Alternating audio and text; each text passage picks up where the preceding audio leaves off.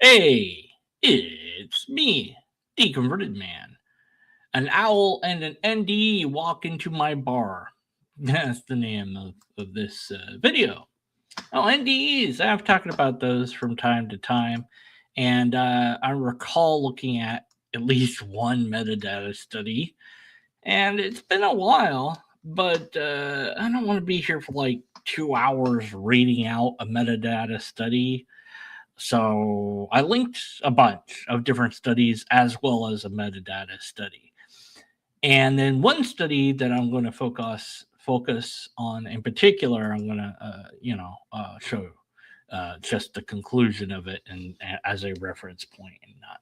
But the core of the reason, if you will, of this video is the at that I got, hey, at Deconverted Man, at all these people, that the owl Tavo added me, and so I'm going to examine that and talk about that a little bit, and then we're going to go into all the we're going to go into one of those metadata studies at some point, and I'll show them on the screen as appropriate. And as soon as I figure out the heck there we go. Okay. All right. Let's get some input from our atheist colleagues. Does this video move the needle for any of you? Here's the video, research on your death experiences, blah, and all these people that he added. So, well, did we watch the video? No, I did not. And it doesn't seem like other people did. So here's mine. I'll read mine in a moment. But let's look at Chip. Chip Paynet says, I can tell you without watching the video, NDEs don't move the needle. They've already been heavily studied, and there are several problems. One, what experiences varies by culture and religious belief. There's no consistent experience that transcends time and culture. Two, until you can prove the existence of a soul or spiritual realm, NDEs are nothing more than brain chemistry as neural functions break down and malfunction. Number three, why don't all people who nearly die have these experiences? Once again, you're falling victim to the Texas sharpshooter fallacy, which I've observed to be your biggest failures in skeptical thinking across your videos. NDEs are near death experiences. No one has actually died and come back to life with demonstrable evidence. The Aware and Aware 2 projects, maybe you discussed these, but they pretty conclusively demonstrate no one has ever died, floated above their body to see tests placed there for the purpose, and then demonstrated that the tests, similar experiences can be triggered with electrical brain stimulation and psychedelics, is number 6. And these have nothing to do with moving the needle, even if you could prove the existence of a soul and could prove NDEs to be actual experience of an afterlife, you'd still have to demonstrate that it's one particular afterlife and not another one, which you can't. Don't waste my time with NDEs. If you check the comments during your discussion with Cheng Song, you'll see a list of frustrations that I voiced as I listened. You demonstrate a clear lack of skeptical thinking, as well as a clear and unjustified basis towards Christianity. Hey, Chip, come and talk about what he did in my interview. Dang it. That was well thought out. And I thumbed it up because I agreed with everything he said. Just everything. There was nothing there that I disagreed with.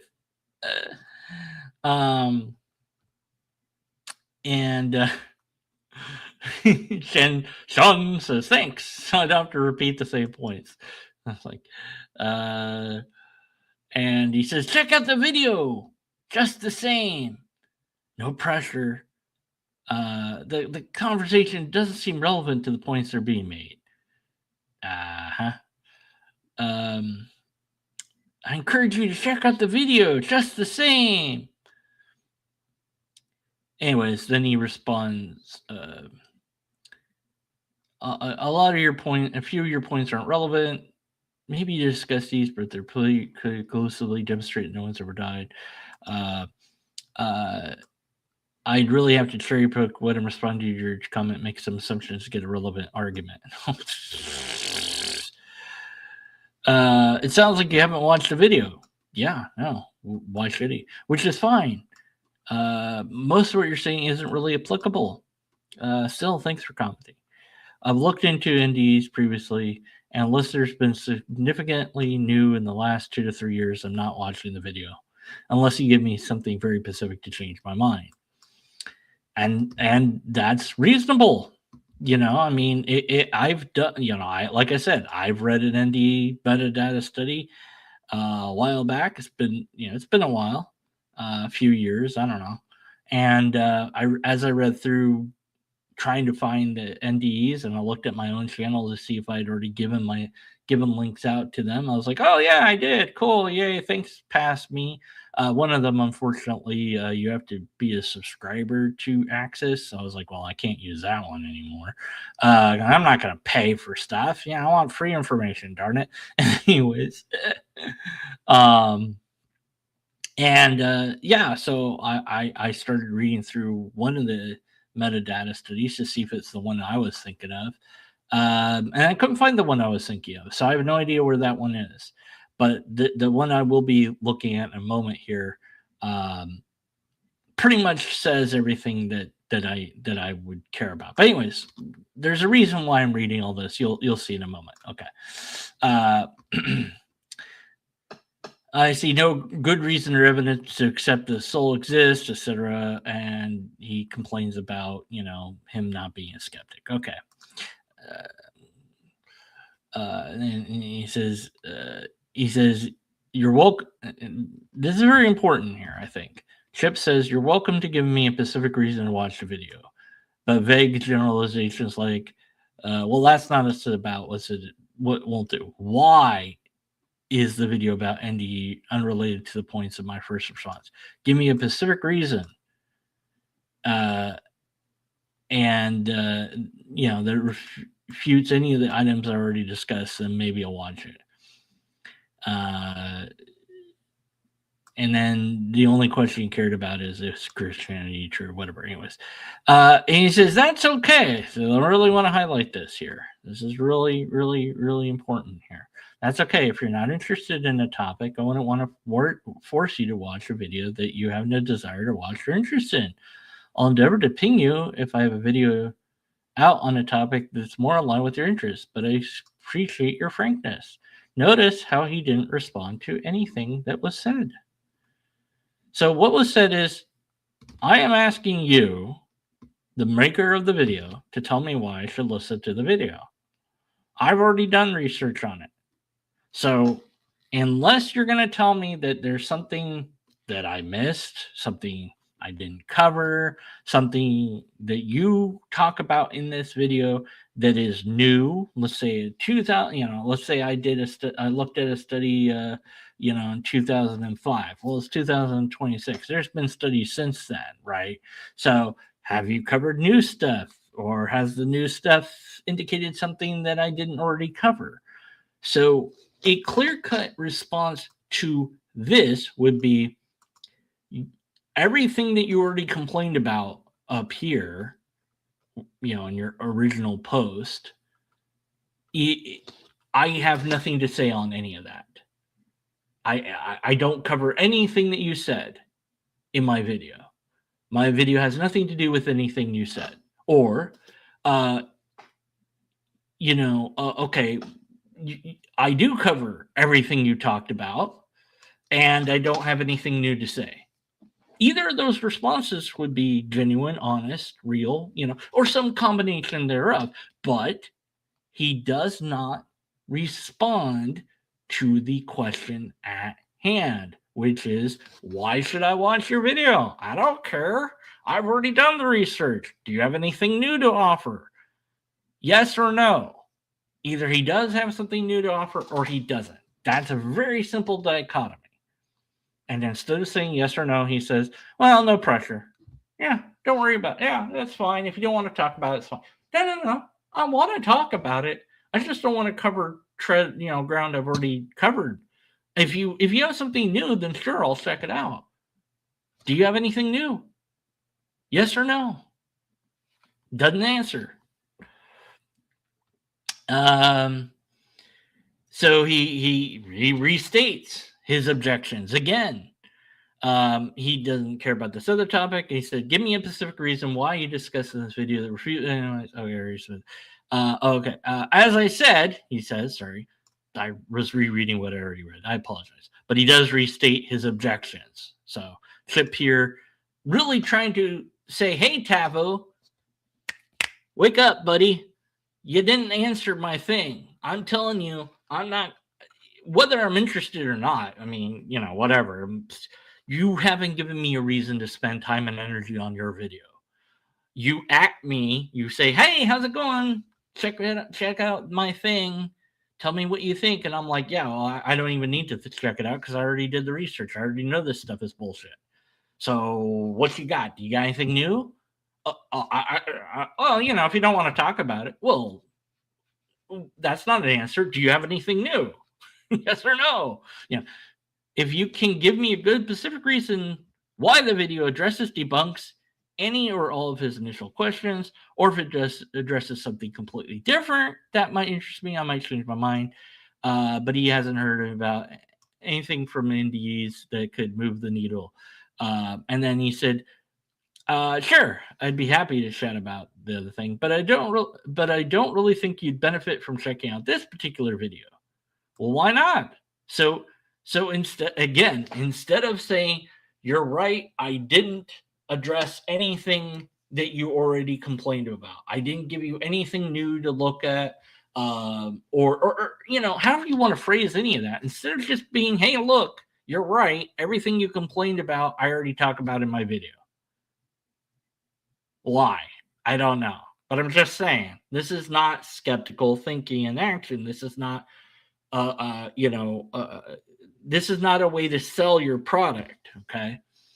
So I said the burden of proof is hard to shoulder at times. If it's not worth your time to do right, well, don't do it at all, because he said this is just a hobby and should be fun for all of us. And it's not supposed to feel like homework. Well, then just why should we care anything about what you say then? I mean, you're not going to put time and energy into it. Well, neither am I then. I don't care. So, I mean, it's just a hobby. It's just for fun. I'm just talking about reality. Who cares if I get it right or wrong? Just for fun. I can be lazy. It's fine. That's the attitude, right? But it's a retreat into it's just, I've seen this other places, other people have said things like this, it's just YouTube. Who cares? You're asking for these citations. It's just YouTube, man. Don't take it so seriously. It's just the internet. It doesn't matter. I can make claims and not back them up. It's fine. Sure, I'm saying the same thing that's been said a million times by a million different people. Who cares? You haven't seen my version of it, though. You haven't heard my voice saying those things. Maybe this time it will convince you. And so my response to him that I didn't read, but if you want, the link to the post is in the description, as well as several studies on NDEs. I said, well, why won't you watch the, Captive Desk, read The Lobsterist, or just read The Lobsterist? Will you spend any time and energy on that? Or can you already know what it's about or have an idea of what it's about without watching it? Because it's like Lobsterist. Well, you can kind of get a hint that it's something satirical, perhaps. A brief glance at it would do that. That basically I'm telling you to spend your time and energy, and I'm not telling you a good reason why you should do that. NDEs cannot and will not, quote, move the needle, end quote, for a lot of different reasons that have been brought up in these things. One last thing I do want to read through before I show the thing that I want to show is my thing. I don't need to read. I'm not going to read what I wrote, but I'm going to read what his response is. He rejects out-of-body experiences, so that's not relevant. Okay. And then he says, you're the fourth person who's commented on the post or video itself that you have a strong opinion without watching the video at all. Yeah, okay. I'm not even including people who misunderstood or gloss over arguments or clearly only watched part of the video. I'm talking about an explicit statement from several individuals that didn't watch it at all. I find that interesting. This video seemed to incite a strong stance of non-engagement. You don't have to watch it if you're not interested. I disagree with your comment, though, because it's factually incorrect, even though I didn't read any of it. Actually, I did read it. I'm just making a point. But instead, let's put this topic on the itinerary for something we can talk about next time. And I said, watch the video of lobsters. So, okay, you don't cover out of body stuff. All right. What about the other stuff that I already objected to? What about all these other points I bring up? I don't know if he covers them or not. Don't know. But why is it that people are not engaging with the video? That's he finds that interesting, and so do I. Well, the other commenter gave you a hint, and I think I did as well. But we've read the metadata studies, or we've read individual studies, or both. We've looked into this matter. We have listened to people talk about this. And we have already seen the conclusion be one that does not lead us to believe in anything of interest, spiritually speaking. We do not suspect or expect you to have anything new at this point to offer. I'm not even mad. I've just come to expect that apologists don't have anything new to offer. I would love to be wrong about that. I would love to have some apologists say, hey, look, no. Here's a latest study from 2025. It just came out hot off the presses, and they really used rigorous controls this time and yada, yada, yada, and all that. But no. So whatever you're going to say, I've already looked into. I've already explored the topic. And there's nothing, unless you're going to offer me something different, I don't need to watch your content. I already know what you're going to say. Or at least I can infer what you're going to say. I don't know what you're going to say. I can guess. I can speculate. I suspect that you will cover one of these things in the video. And I suspect that because rather than say no to everything I wrote or to the other people that wrote, rather than say yes or explain anything, you said, well, if you're not interested in the topic, which suggests to me a pivot and a move from, well, you just don't want to talk about it. It's not interesting to you, as if my interest is what the motivation is or isn't to engage in the video. Well, fair enough. That's a human motivation, but if you're trying to sell me a product, and you're trying to sell me your video, your content, your information that you got at some time or expense to you, you spent some energy finding some studies. He actually has some studies in his video that aren't linked to, but at least he names them. I don't know why he didn't link to them, but whatever, at least he names them. So that's something. I was going to actually watch the video, and before I did, make some predictions, but I briefly played a little bit, skimmed it a little bit, looked at the transcript, and looked at the citations. I was like, okay, at least he got citations. I can't complain about that. But there's nothing in the transcript that isn't stuff that I didn't complain about already. Every point that I've made in my post without looking at his video is made in his video. That is to say, the complaints I have about this being that NDEs are not very well documented. He doesn't really it doesn't seem to matter. I don't know if he really brings that up. The point that it's all, we don't see people experience stuff outside of their religion or religions that they're aware of. he doesn't refute that. So, so there's nothing new in his video. And I already suspected that without watching the video. So it's like, yeah, I just read the transcript and it's like, yeah, there's nothing here that's new. So I'm good. So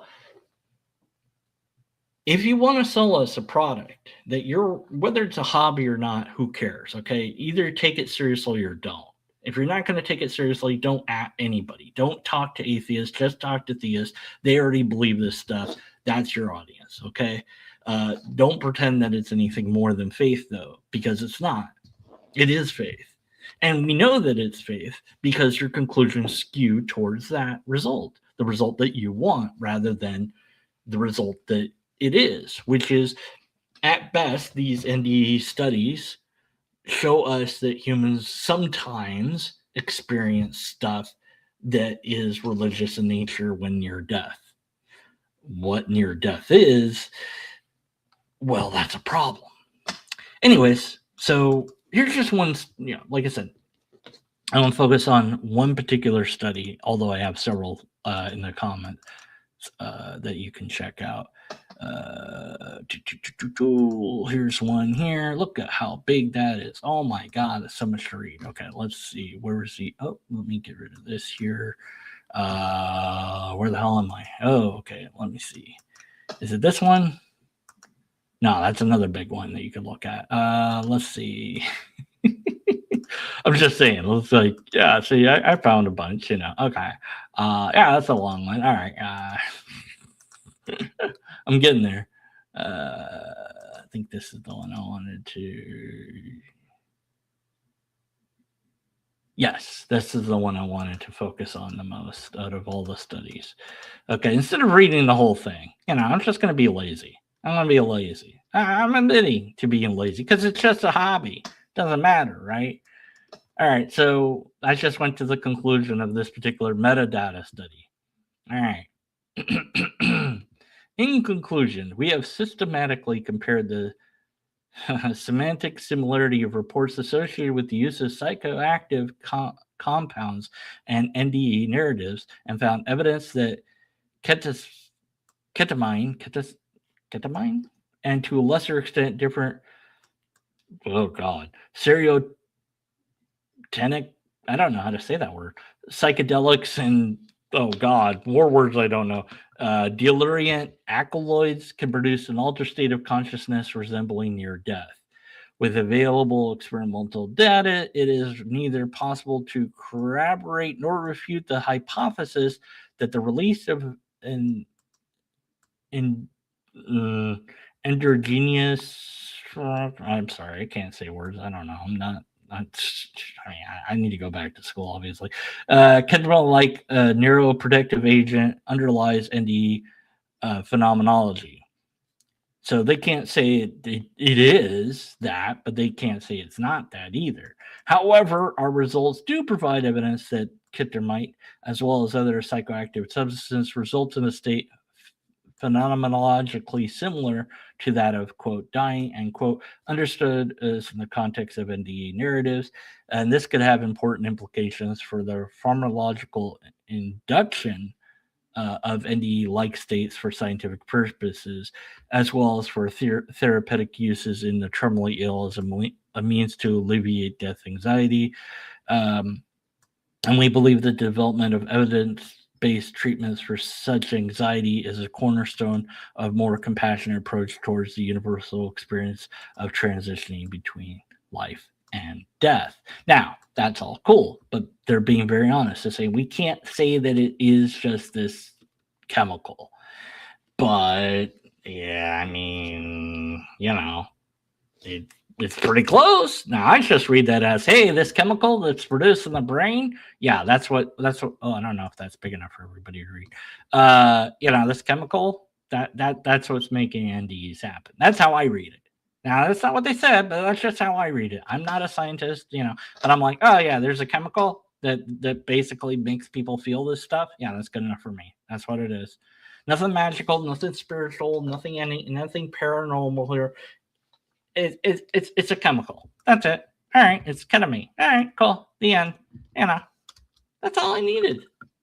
Now, is that skeptical of me? No, that's lazy of me. Very lazy. Because what about all those other studies that I could have looked at? Well, the conclusion of many of those studies is, yeah, this is a thing that happens, and that's it. They don't try to say, therefore, it is real, or like in the sense of like it's spiritual, unless, of course, they're an apologist, which I have covered other places. I did a search on my own channel for NDE, and it looks like I've covered it a few times. And one time was a review of this apologist talking about a book that he knew of or had that was covered all these death experiences, and just they wrote down, here's a bunch of stories that this person got, and they wrote them all in a book. Okay, cool, that's nice. And acts as if none of them can be explained by material substrate. Can't explain it. Therefore, it must be spiritual. Can't explain it by material mundane forces. So, I mean, if you can't explain it, then obviously it's got to be spiritual, right? Because it can't just be that we don't know. No. It's either it's material or it's supernatural, see?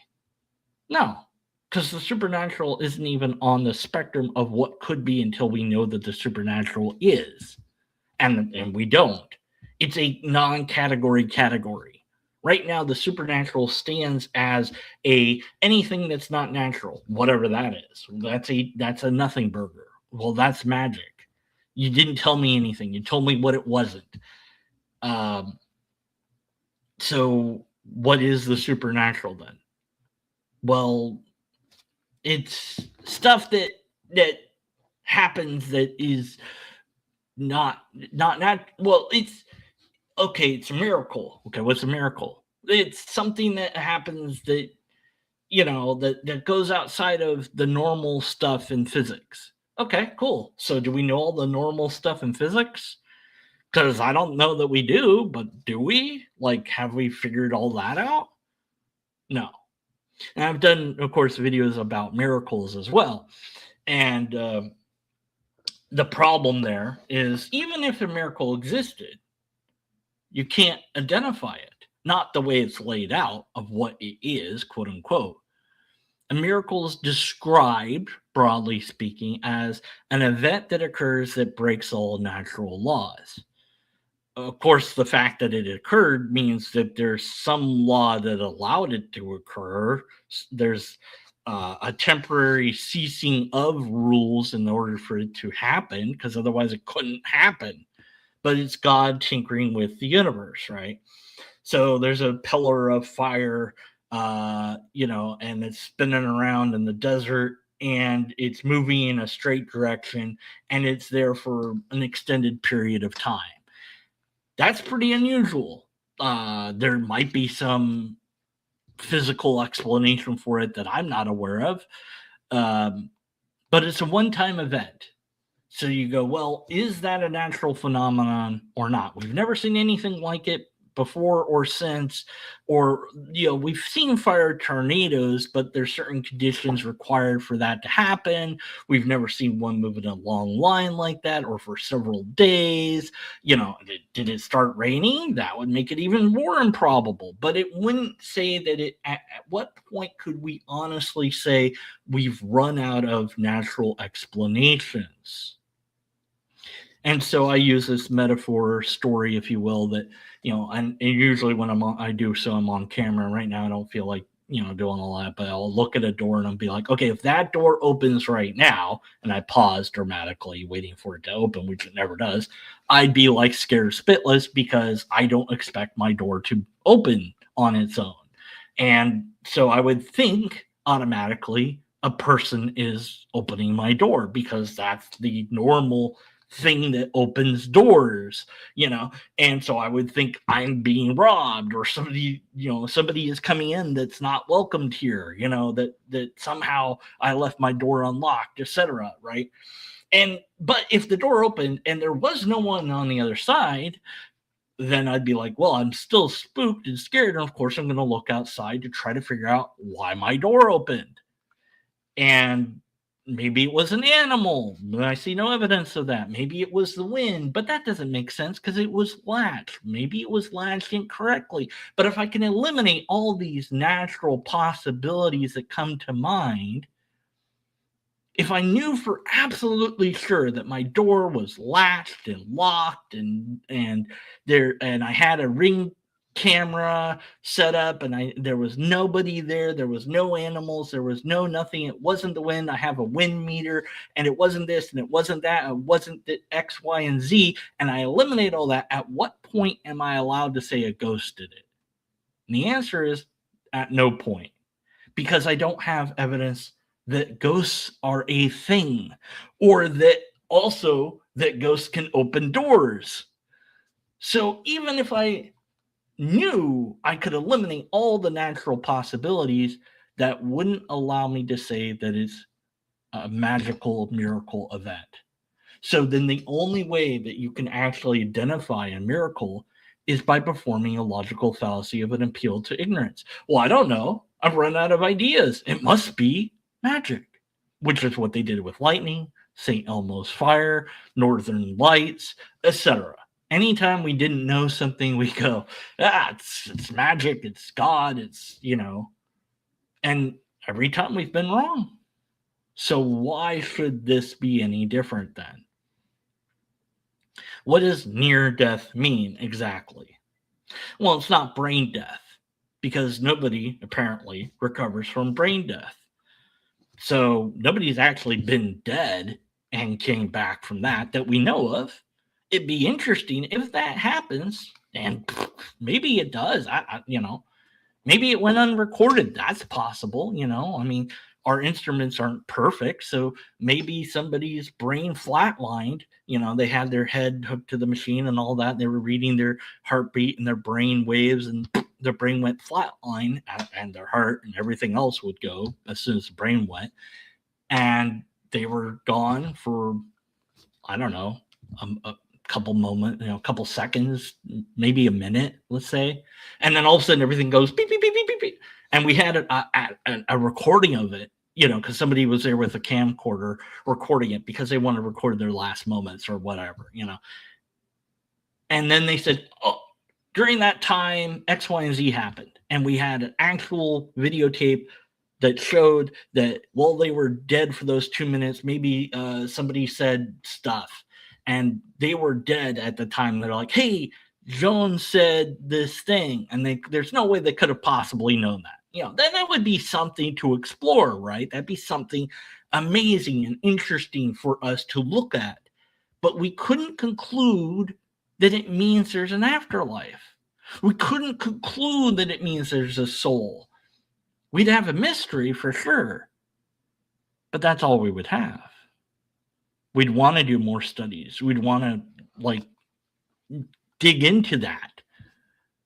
But the best we could do, the most we could hope for, would be a mystery that had no answers, or whose answers were unsatisfactory.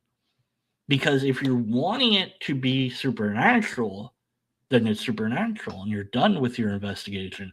Whereas if you're looking for the cause of it, and you can't find the cause because the cause itself is non-natural and all your methods rely on the natural world, so you're looking for something you can never find, then you'll never find the actual cause because you can't, which means you can never identify it as a supernatural event other than by appealing to pure ignorance and saying, well, we've run out of explanations, I guess it's magic.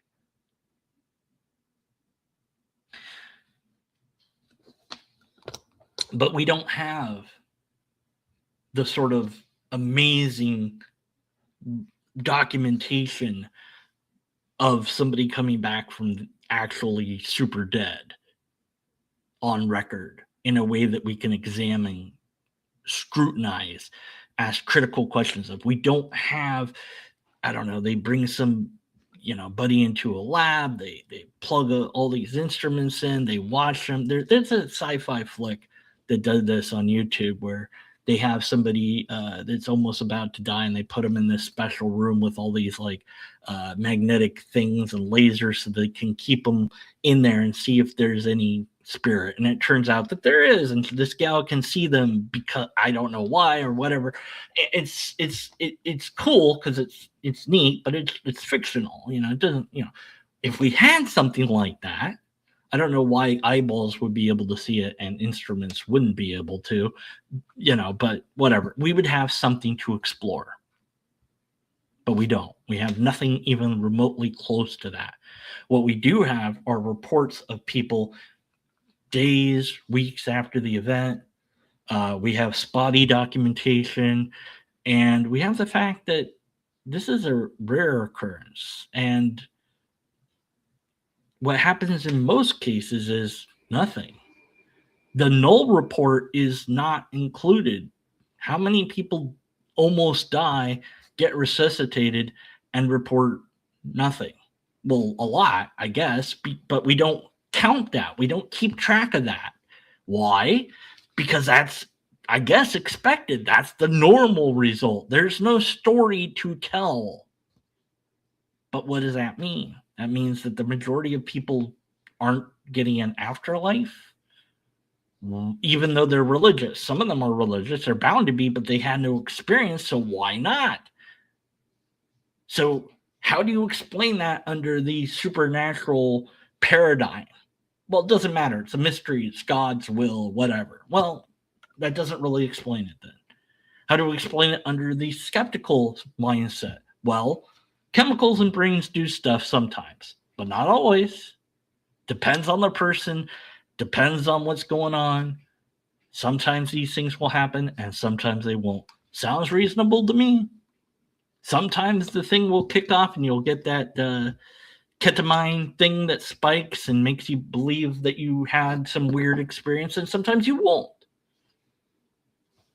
And whatever change that may or may not induce in the person that's experienced that is irrelevant and doesn't tell us what's real. It just means, hey, look, after this experience, that person changed their life. Cool. That's normal. Hey, they had some weird, wacky, traumatic event happen and their life changed. Well, duh, I would think so. It's like, hey, there's a biker that, for the last 10 years, he rode a motorcycle without a helmet. He had a crash and he lost part of his skull. He survived. And after that, he wore a helmet. Now, his life was changed. That's amazing. Is that because of spirits and magic and God? Or is it just he was like, maybe it's a good idea to wear a helmet? So, do I have to watch the video? No. I'll look at the transcript. That's good enough. Did I even need to do that? No. Because I've already studied NDEs. I'm good. Unless you have something new to add. Do you have something new to add? Well, you're not interested in the topic. Well, thanks for not answering my question there, buddy. Did you have something new to add? I guess the answer was no, but you didn't say that. I don't know why you didn't say that. Although my suspicion, and it would be speculative at that point, is X, Y, and Z motive, whatever. You're just not interested in the topic. Okay, I guess I'm not interested because you've decided for me that I'm not interested in the topic. That's why I spent time and energy to research it way back when. Or maybe I would just like something new. If you had something new, sure, I'll look at it. But you don't. And you're not even willing to admit that you don't. And so that's a problem. And you can do better. And you must do better. And you should do better. And if you're too lazy to do better, then why bother? Now, I could be silly and ham-fisted and over the top and all this, and you go, hey, Deconverted Man, you're not doing the hard work. You showed us one thing. Yeah, I have the easier position. I have the less burden to carry. Because mine is easier. Mine is simple. Be skeptical. Why? Because people lie and are wrong about stuff all the time. That's why you should be skeptical. So you shouldn't assume that this means anything other than people have experiences. And to infer any more than that is to step outside of skepticism. That's an easy way to look at things. That is essentially the null approach, if you will. So I don't really have to make too much of an effort for you to agree to that conclusion, although I have in the past.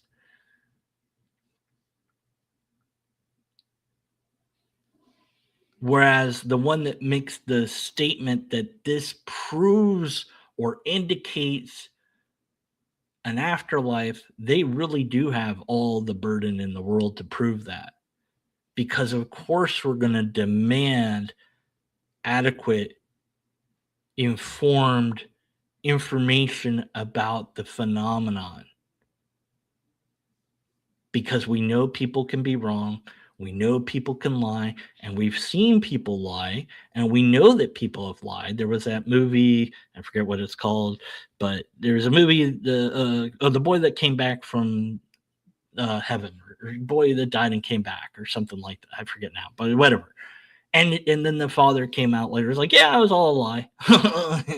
We got our money, whatever. Yeah, it's all a lie. We don't care.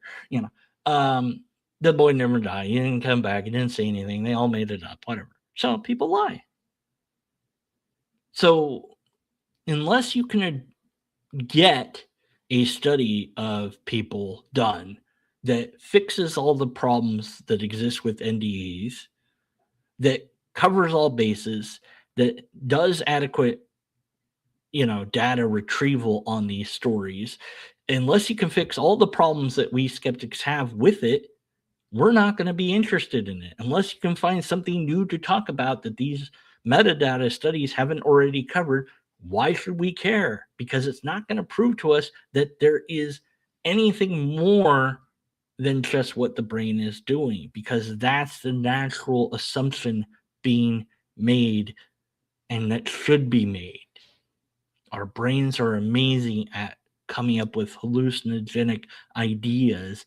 If you go into a quiet, dark, completely pitch black room and you cover your ears with and have like blank static sound, you will hallucinate. Your brain just does this. So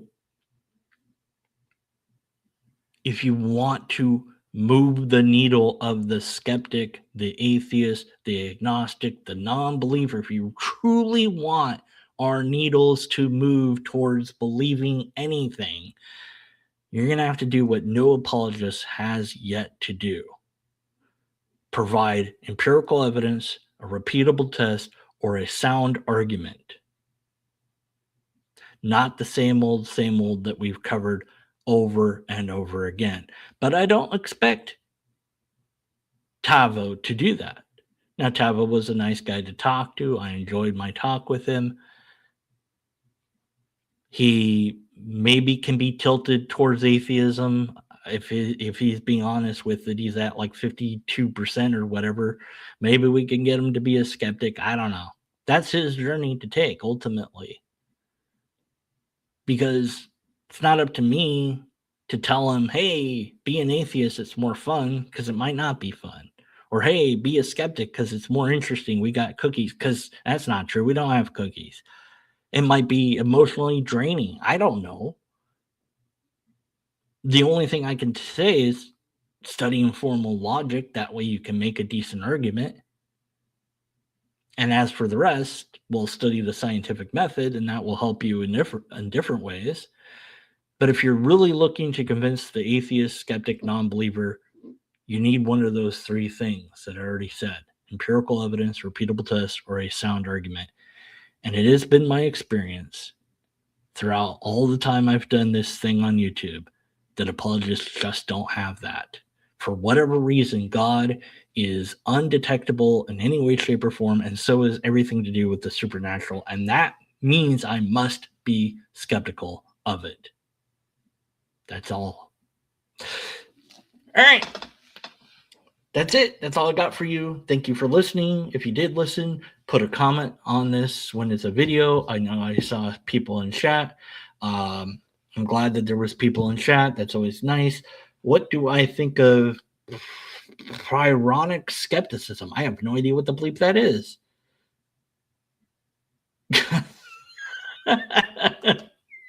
God existing doesn't prove that God exists. What? That's pretty silly.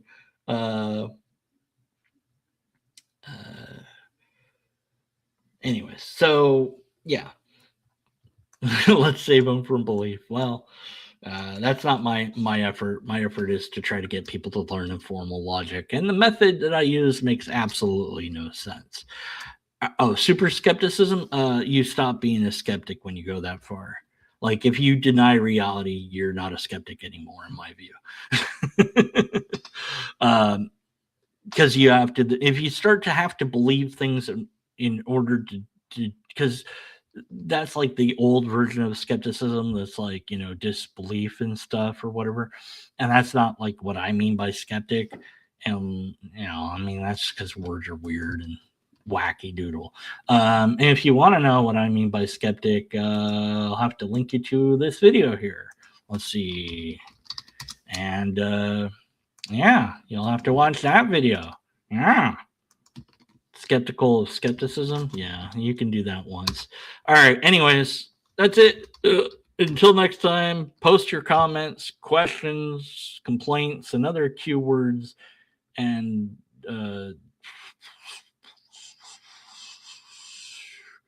Pryo doubted a carriage would run over him and just sat in front of it. Oh, well, that was kind of dumb. All right. Peace. Yeah, maybe I'll cover that some other time, Necro. All right. Done for real.